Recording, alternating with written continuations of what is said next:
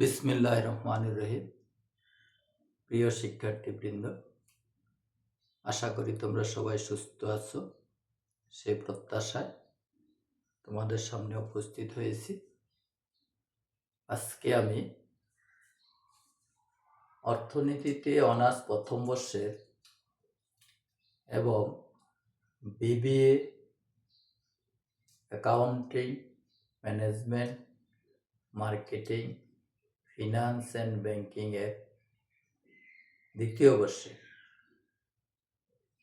Degree দ্বিতীয় বর্ষ, masters প্রিলি এবং মাস্টার্স শেষ বর্ষের শিক্ষার্থীদের জন্য নির্ধারিত সিলেবাস ম্যাক্রো ইকোনমিক্সের কনজামশন চ্যাপ্টার ভোগ অপেক্ষকের পূর্বে 2টি ক্লাস নিয়েছি। এটা আমার 3য় ক্লাস ভোগের উপর। আশা করি তোমাদের এই ক্লাসটি উপভোগ করে অনেক উপকার হবে। তো নতুন সিলেবাসে যারা 24-25 অর্থনীতিতে আছো প্রথম বর্ষে, তাদের এই সাবজেক্টের এই কোর্সটির নামকরণ করা হয়েছে ম্যাক্রো ইকোনমিক্স 1 নামে। যাই হোক, নাম যাই হোক, এটা ম্যাক্রো ইকোনমিক্স, সেটা যেখানেই থাকুক না কেন সবারই এটা দরকার। মনোযোগ দিয়ে আমরা ক্লাসটা উপভোগ করব। আজকে আলোচনার বিষয়বস্তু হলো ভোগ অপেক্ষ, কনজামশন ফাংশন, ভোগ অপেক্ষক। তাহলে ভোগ অপেক্ষক কাকে বলে সেটা নিয়ে আমি একটু কথা বলি। আমরা জানি ভোগ নির্ভর করে আয়ের উপর। Consumption is a function of income, এটা হলো আয়। ম্যাক্রো ইকোনমিক্সে আয়কে ওয়াই দ্বারা চিহ্নিত করা হয়, সি দ্বারা চিহ্নিত করা হয় ভোগ। তাহলে ভোগ নির্ভর করে কার উপর? আয়ের উপর। আয়ের উপর ভোগের এই নির্ভরশীলতার সম্পর্ক, আয়ের উপর ভোগের নির্ভরশীলতার সম্পর্ক যে অপেক্ষকের মাধ্যমে বা গাণিতিকভাবে যেভাবে প্রকাশ করা হয় সেটাই হলো ভোগ অপেক্ষক। আয়ের উপর ভোগ নির্ভর করে, এই নির্ভরশীলতার সম্পর্ককে গাণিতিক উপায়ে যে চিহ্নের মাধ্যমে প্রকাশ করা হয় তাকে বলা হয় ভোগ অপেক্ষক। অথবা আমরা সংক্ষেপে বলতে পারি, আয়ের উপর ভোগের নির্ভরশীলতার সম্পর্কের যে অপেক্ষক দ্বারা প্রকাশ করা হয় সেটা হলো ভোগ অপেক্ষক। আয়ের উপর ভোগের নির্ভরশীলতার সম্পর্ক যে অপেক্ষক দ্বারা প্রকাশ করা হয় তাকে বলা হয় ভোগ অপেক্ষক। এটা হলো ভোগ অপেক্ষক। এই ভোগ অপেক্ষকটা 2 প্রকার, একটা স্বল্পকালীন শর্ট রানে একটা, আর একটা হলো দীর্ঘকালীন। ভোগ অপেক্ষক 2 প্রকার, একটা স্বল্পকালীন ভোগ অপেক্ষক আর একটা দীর্ঘকালীন ভোগ অপেক্ষক। প্রথমে আসি স্বল্পকালীন ভোগ অপেক্ষক নিয়ে। গত ক্লাসে আমরা বলেছিলাম ভোগ 2 প্রকার, একটা স্বয়ংভূত ভোগ আর একটা প্ররোচিত ভোগ, একটা অটোনোমাস আর একটা ইনডিউ। যে ভোগ আয়ের উপর নির্ভরশীল তাকে বলে প্ররোচিত, যে ভোগ আয়ের উপর নির্ভরশীল নয় তাকে বলে স্বয়ংভূত। আর স্বল্পকালীন ভোগ অপেক্ষক হলো যে ভোগ অপেক্ষকে স্বয়ংভূত ভোগ এবং প্ররোচিত ভোগ দুইটাই থাকে, এটাকে বলে স্বয়ংভূত ভোগ আর এটাকে বলে প্ররোচিত ভোগ। এই 2 ভোগ যে অপেক্ষকে থাকে তাকে বলা হয় স্বল্পকালীন ভোগ অপেক্ষক।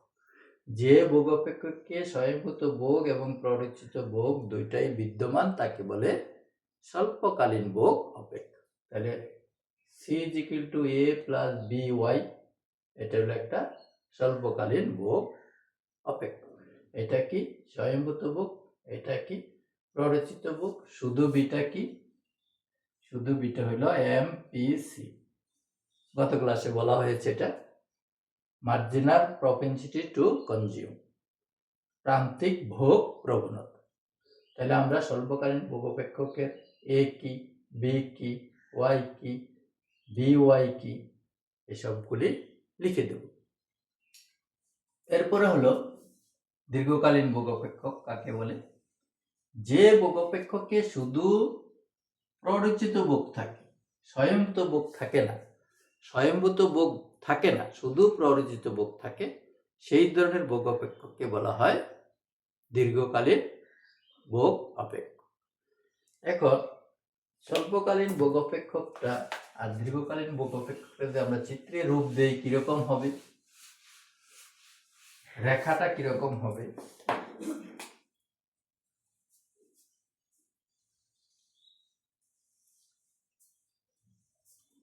বক্ররেখা আঁকার সময় আমরা সবসময় 45 ডিগ্রি রেখা আঁকবো।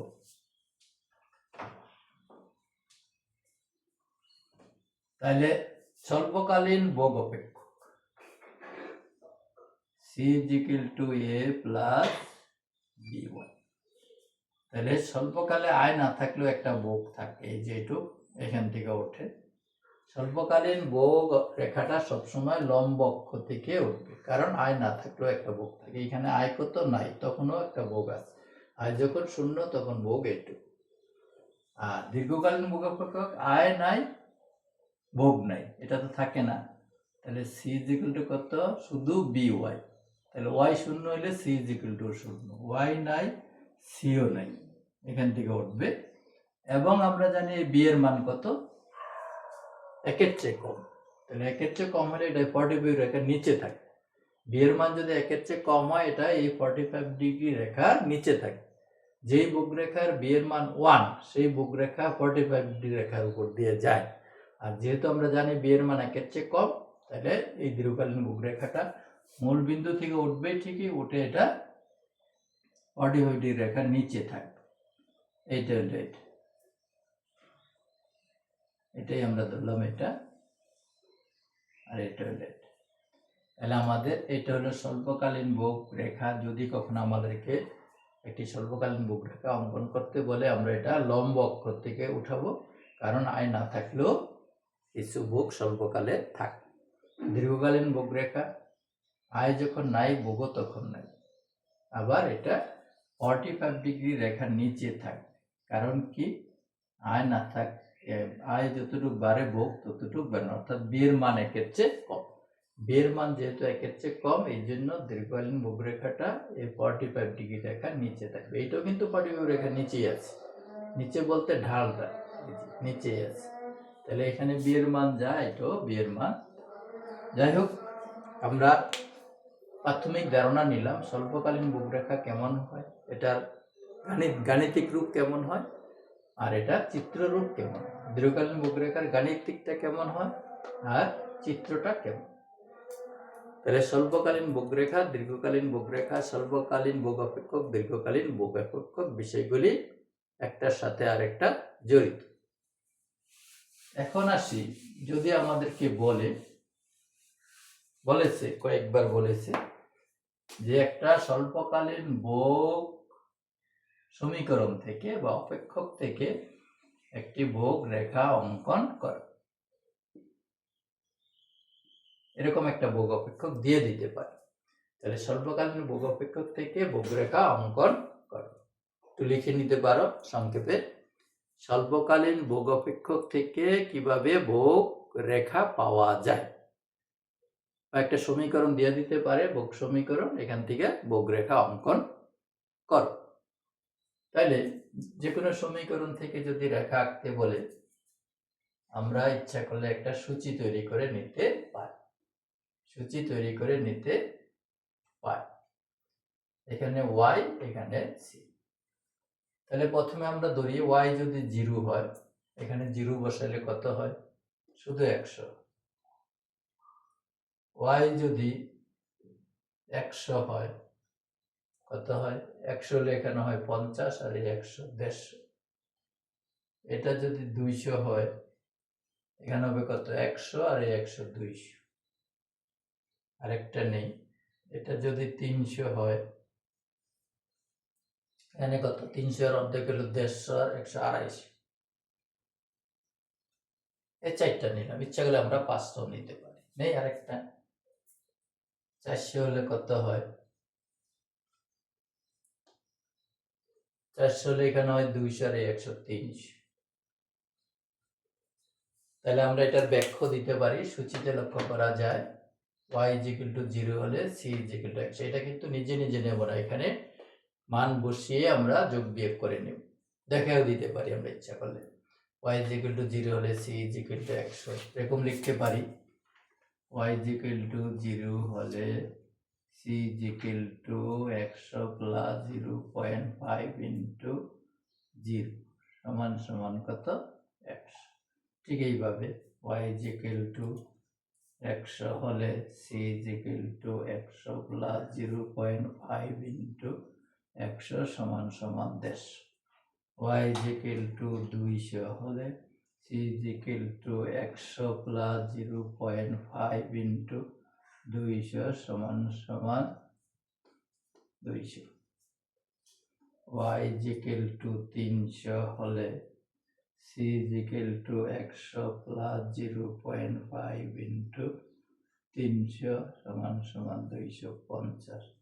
y = 400 হলে c = 100 প্লাস 0.5 ইন্টু 400 সমান সমান 300।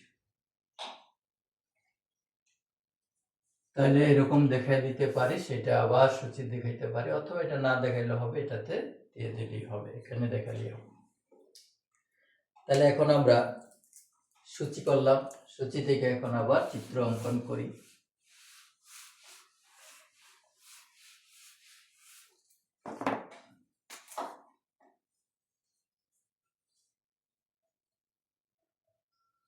y c 45 রেখা অঙ্কন করে নেই।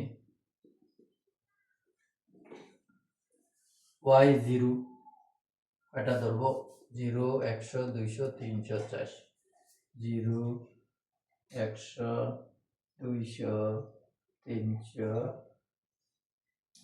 400। 100, 200, 300, 400। এখানে কত? 100 থেকে 300 পর্যন্ত আছে। 50 করে ধরি, 50, 100, 150, 200, 250, 300। তাহলে আমরা শূন্যের সময় কত? 100। y যখন 0, c তখন 100। y যখন 0, c তখন 100। 100 এটাকে ধরি 100। y যখন 100, c তখন কত? 150। তো এটা যদি 100 হয় তাহলে 150 হবে আরো একটু, এটা হলো 150, 150। এটা যদি 200 হয়,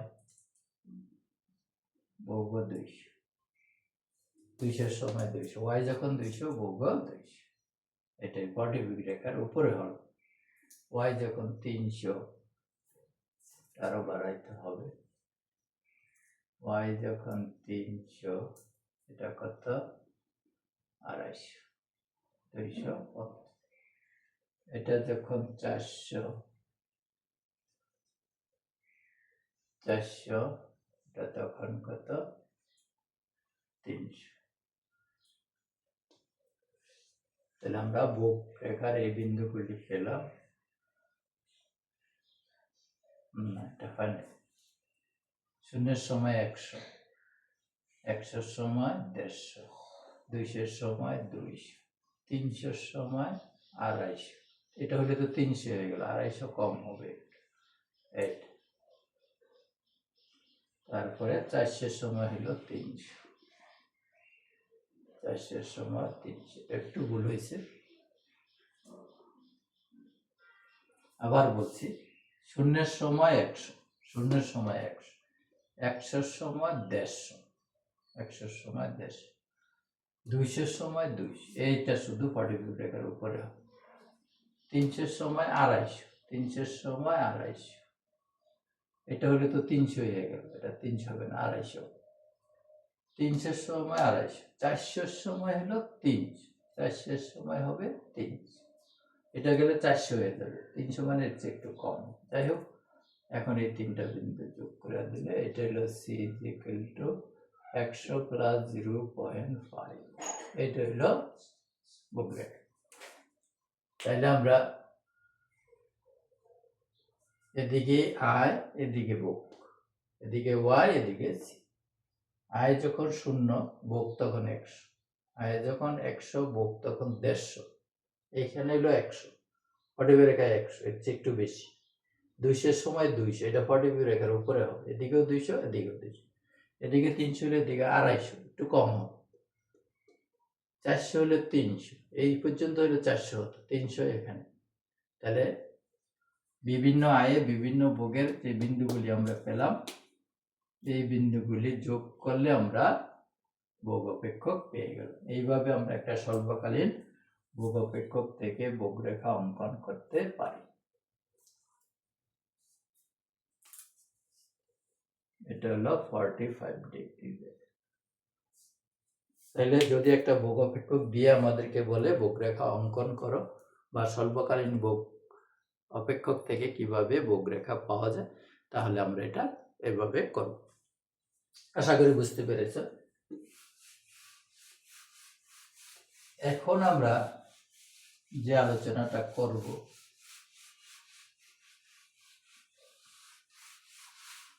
সেটা হলো স্বল্পকালীন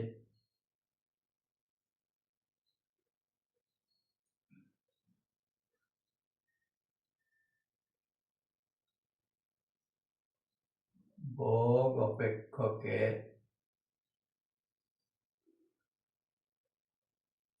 বৈশিষ্ট্য।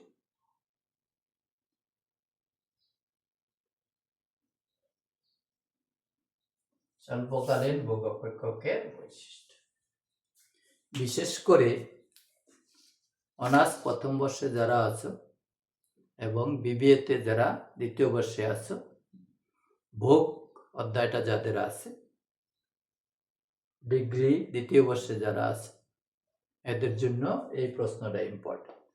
স্বল্পকালীন ভোগ অপেক্ষকের বৈশিষ্ট্য লিখো। এখানে 5-7টা বৈশিষ্ট্য আছে, একটা বড় প্রশ্ন। এই বৈশিষ্ট্যগুলির মধ্যে কয়েকটা বৈশিষ্ট্য আছে আলাদা আলাদা করে, ওই 1-2টা বৈশিষ্ট্য দিয়ে দিতে পারে। তাহলে আমি আগে আলোচনা করি। যদি সবগুলি বৈশিষ্ট্য লিখতে বলে আমরা সংক্ষেপে লিখব, আর যদি 1টা বা 2টা বৈশিষ্ট্য আলাদা করে আসে তাহলে ডিটেলস লিখব, বিস্তারিত লিখব। তাহলে স্বল্পকালীন ভোগ অপেক্ষকের বৈশিষ্ট্য, 1 নম্বর বৈশিষ্ট্য হলো এই ভোগ রেখাটা লম্ব অক্ষ থেকে যাবে। বা প্রথমে আমরা লিখি ভোগ অপেক্ষক। প্রথম আমরা একটা বৈশিষ্ট্য লিখব, তোমরা একটু লিখে নাও। 1 নম্বর বৈশিষ্ট্য, এখানে স্বয়ংভূত এবং প্ররোচিত ভোগ উভয়ই বিদ্যমান। স্বল্পকালীন ভোগ অপেক্ষকের প্রধান বৈশিষ্ট্য, এখানে স্বল্পকালীন ভোগ এবং স্বয়ংভূত ভোগ এবং প্ররোচিত ভোগ উভয়ই বিদ্যমান, দুইটাই থাকে। এখানে স্বয়ংভূত ভোগও থাকে, প্ররোচিত ভোগও থাকে। এইটার ব্যাখ্যা দিব, এইটার ব্যাখ্যা দিব, বিয়ের ব্যাখ্যা দিব।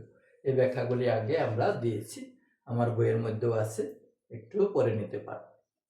তাহলে গেল 1 নম্বর বৈশিষ্ট্য, যে এই ভোগ অপেক্ষকের বৈশিষ্ট্য হলো এটার মধ্যে স্বয়ংভূত ভোগ এবং প্ররোচিত ভোগ দুইটাই বিদ্যমান থাকে। এটা হলো স্বয়ংভূত ভোগ, এটা হলো প্ররোচিত ভোগ, এটা হলো এমপিসি। এটার মান কত? সবসময় ধনাত্মক হয়, বি এর মান 1-এর চেয়ে কম হয় কিন্তু 0-এর চেয়ে বেশি হয়। তাহলে আমরা এভাবে এটার ব্যাখ্যা দিই। 2 নম্বর বৈশিষ্ট্য হলো এই স্বয়ংভূত ভোগ থাকার কারণে ভোগ রেখাটা লম্ব অক্ষ থেকে ওঠে। আমরা একটু আগে বলছিলাম এটা হলো সি, এটা হলো 45 ডিগ্রি রেখা। এখানে আয় নাই, তখন ভোগ কত? এ। এখানে আয় নাই, তাহলে সি ইজ ইকুয়াল টু কত? A. C is equal to A, এখান থেকে এটা হলো C is equal to A plus B.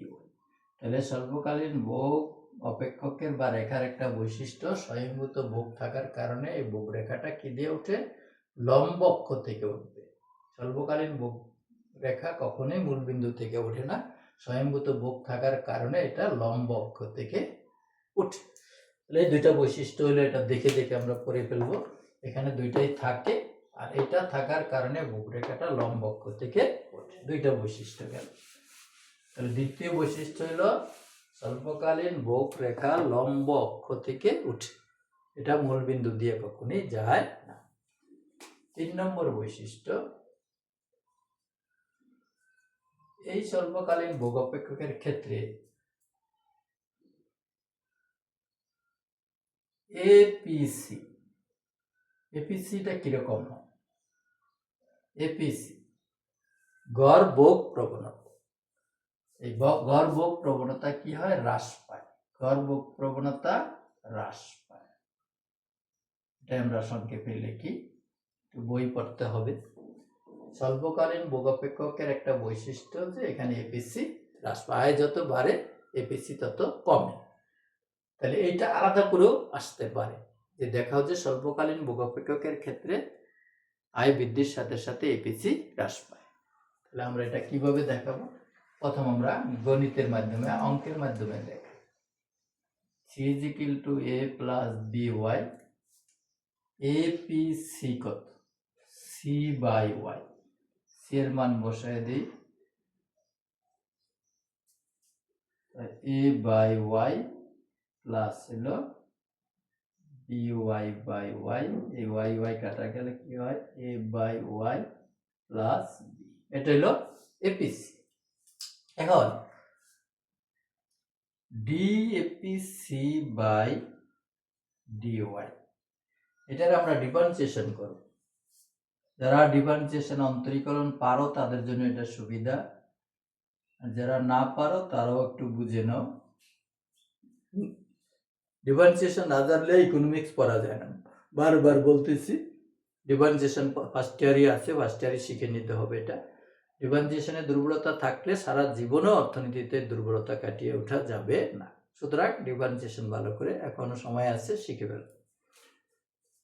তাহলে এটাকে যদি আমরা করি, এটা উপরে চলে যাবে -1 হিসাবে, এটার উপরে নিতে হবে। উপরে নিলে পাওয়ার কত হবে? -1। ডিফারেন্সিয়েশন করলে -1 সামনে আসবে, এ তো আসেই, y এর পাওয়ার -1 প্লাস b, এখানে y নাই এই জন্য 0। তাহলে কত হলো? -a, y এর পাওয়ার -2। তাহলে মাইনাস উপরে a, নিচে হবে কত? y square less than 0। আমরা জানি ডিফারেন্সিয়েশন করে মানটা যদি নেগেটিভ হয় তাহলে বুঝবো এটার সাথে এটার সম্পর্ক বিপরীত, অর্থাৎ আয় যত বাড়ে এপিসি তত কম। তাহলে এটা যেহেতু নেগেটিভ, তাহলে এপিসি হ্রাস পায়। আয় বাড়লে এপিসি হ্রাস পায়, আয় যত বাড়বে এপিসি তত কমবে। আয় যত বাড়বে এপিসি তত কমবে। তাইলে আমরা এই বৈশিষ্ট্যটা পেয়ে গেলাম গাণিতিকভাবে।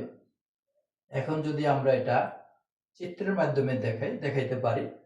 দেখো, যেহেতু তোমরা অনার্সে পড়ো, জানতে হয় সবকিছু, নারী নক্ষত্র জানতে হয়।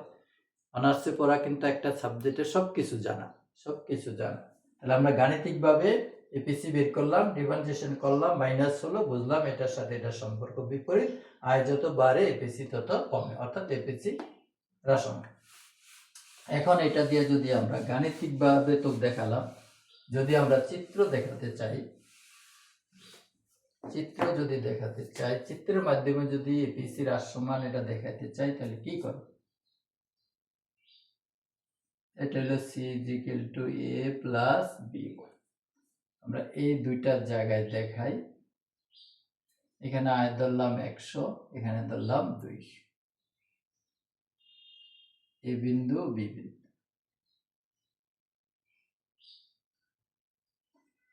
একটু শিখতে চেষ্টা করো শিক্ষার্থীরা। এখন যদি না শিখো আর শিখা হবে না। একটু কষ্ট করে ফার্স্ট ইয়ারই আমাদের বেসিকগুলি শিখতে হবে। এগুলি মাস্টার্স পর্যন্ত আছে। ওখানে গিয়ে অনেকেই দেখা যায় যেটা ফার্স্ট ইয়ারে জানার কথা সেটা মাস্টার্স ফাইনালে গিয়েও জানে না মানে সঠিক জানে না।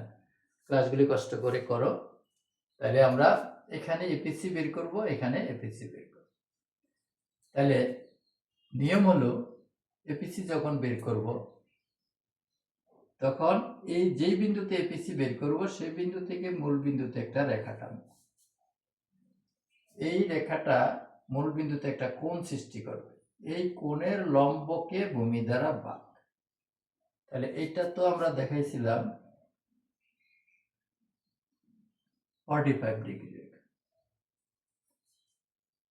এখানে এটা কিন্তু 45 রেখা দিয়ে গেছে, এখানে যদি 100 হয় এখানেও 100। দেখো এটা বুঝো কিনা, এটা 45 ডিগ্রি রেখা, এই রেখার ভূমি দূরত্ব লম্ব দূরত্ব সমান, এইটুক যদি 100 হয় এইটাও 100। তাহলে এ বিন্দুতে at the point of এ বিন্দুতে এপিসি কত, লম্ব কত, এইটুক। এইটুক আমরা বলছি এটা যদি 100 হয় এটাও 100, তাহলে 100/100 সমান সমান 1। বি বিন্দুতে এপিসি কত, এখানে এটা যদি 200 হয়, এই পর্যন্ত হলে এটা হয়তো 200, কিন্তু এটা কিন্তু 200 না, তাহলে মনে করে এটা 180। তাহলে এই দূরত্বটা 200, এটা হলো 180, এই পর্যন্ত হলো 200 হতো, তো এই পর্যন্ত এটা নিশ্চয়ই 200-এর চেয়ে কম। এখানে হলো 180/200, তাহলে কত, 0 0 কাটা, 0.9 দুগুণে 18, 1-এর চেয়ে কম। তাহলে আমাদের আর দরকার নেই। এই বিন্দুতে 100 টাকা যখন আয় তখন এপিসি কত, 1। বি বিন্দুতে আয় যখন 200 তখন এপিসি কত, 0.9। তাহলে এখানে 1, এখানে 0.9, এখানে 1 টাকা, এখানে 90 পয়সা। তাহলে আয় যত বাড়লো এপিসিটা কিন্তু আমাদের কম। এখানে এপিসি কত, 1, এখানে এপিসি কত, 0.9, আর এখানে হলো 1। তাহলে আয় যত বাড়ে এপিসি তত কম, এটা আমরা চিত্রের মাধ্যমেও দেখালাম। তাহলে স্বল্পকালীন ভোগ অপেক্ষকের কমপক্ষে 5-6টা বৈশিষ্ট্য আমি পড়াবো। আজকে আমরা কয়টা বৈশিষ্ট্য পড়লাম, 3টা বৈশিষ্ট্য হলো এই পর্যন্ত। স্বল্পকালীন ভোগ অপেক্ষকে স্বয়ংভূত ভোগ এবং প্ররোচিত ভোগ দুইটাই থাকে। স্বয়ংভূত ভোগ হলো এ, প্ররোচিত ভোগ হলো বি ওয়াই। এখানে বি হলো প্রান্তিক ভোগ প্রবণতা, এটার মান 1-এর চেয়ে কম থাকে, 0-এর চেয়ে বড়। এরকম কিছু কথা আমরা বলবো। এর মান সবসময় ধনাত্মক হয়, আয় না থাকলেও মানুষের কিছু ভোগ করতে হয় স্বল্পকালে, সেইটা হলো এ বা স্বয়ংভূত। প্ররোচিত ভোগ হলো আয়ের সেই অংশ, ভোগের সেই অংশটা যে অংশটা আয় দ্বারা প্রভাবিত হয়। আয় বেশি হইলে বেশি হয়, আয় কম হইলে কম হয়, আয় না থাকলে 0 হয়। এরকম একটা ভোগ আছে, সেই ভোগকে বলে প্ররোচিত ভোগ। দ্বিতীয় বৈশিষ্ট্য, স্বল্পকালীন ভোগ রেখাটা লম্ব অক্ষ থেকে ওঠে, কারণ আয় না থাকলেও একটা ভোগ থাকে, আয় না থাকলেও কিছু ভোগ থাকে। এটা যদি 100 হয় স্বয়ংভূত, 100 থেকে উঠবে, 50 হলে 50 থেকে উঠবে, 10 হলে 10 থেকে উঠবে, 200 হলে 200 থেকে উঠবে। স্বয়ংভূত ভোগ যা, ভোগ রেখাটা ওখান থেকেই উঠবে। তাহলে এটা আরেকটা বৈশিষ্ট্য, স্বল্পকালীন ভোগ রেখা কখনোই মূলবিন্দু দিয়ে যায় না, এটা লম্ব অক্ষ দিয়ে যায়। তারপরের বৈশিষ্ট্যটা ইম্পর্টেন্ট, 3 নম্বর বৈশিষ্ট্যটা, যে স্বল্পকালীন ভোগ অপেক্ষকে এপিসিটা হ্রাস পায়, আয় বৃদ্ধির সাথে সাথে এপিসি কমে যায়। তাহলে আমরা প্রথমে এপিসি বের করলাম গাণিতিকভাবে, এপিসিকে ডিফারেন্সিয়েশন করলাম ওয়াইয়ের প্রেক্ষিতে, মাইনাস হলো, এর অর্থ হলো আয় বাড়লে এপিসি কমে। একটু কঠিন আলোচনা, যদি আমরা একটা চিত্র দিয়ে দেখাই, আয় যখন 100 তখন এখানে এপিসি কত, 1। আয় 100, ভোগ 100, 100 দিয়ে ভাগ করলে হয় 1। 200 যখন আয় তখন ভোগ কত, 180, 180 200 দিয়ে ভাগ করলে হয় 0.9। এখানে এপিসি হলো 1, এখানে এপিসি হলো 0.9। তাহলে আয় বাড়ার কারণে এপিসি কি কমে গেল, 1 থেকে 0.9 হলো, এপিসি কমে গেল। তাহলে আমরা বুঝতে পারলাম আয় যত বাড়ে এপিসি তত কম। প্রশ্ন বিভিন্নভাবে হতে পারে, যে আয়ের সাথে স্বল্পকালে এপিসি সম্পর্ক দেখাও, অথবা দেখাও যে আয় বৃদ্ধির সাথে সাথে এপিসি হ্রাস পায়, অথবা বলতে পারে আয়ের সাথে এপিসি সম্পর্ক বিপরীত, এটা প্রমাণ করো। আয় বৃদ্ধি পেলে এপিসি কমে যায় কেন, এটাও বলতে পারে। যাই হোক, কেন এটা বলে না, দেখাইতে বলে শুধু। তাহলে আমরা এই 3টা বৈশিষ্ট্যের মধ্যে থেকে গেলাম, কারণ 4 নম্বর আর 5 নম্বর বৈশিষ্ট্য একটু বড়, ওইগুলি আলাদা করেও আসে, একত্রে আসলে আমরা সংক্ষেপে দেব, আগেই বলেছিলাম। তাহলে ওই দুইটা বৈশিষ্ট্য নিয়ে আমরা পরের ক্লাসে আলোচনা করব। সেই পর্যন্ত তোমরা সুস্থ থাকো, সে প্রত্যাশা এখানেই শেষ করলাম। ধন্যবাদ তোমাদের সবাই।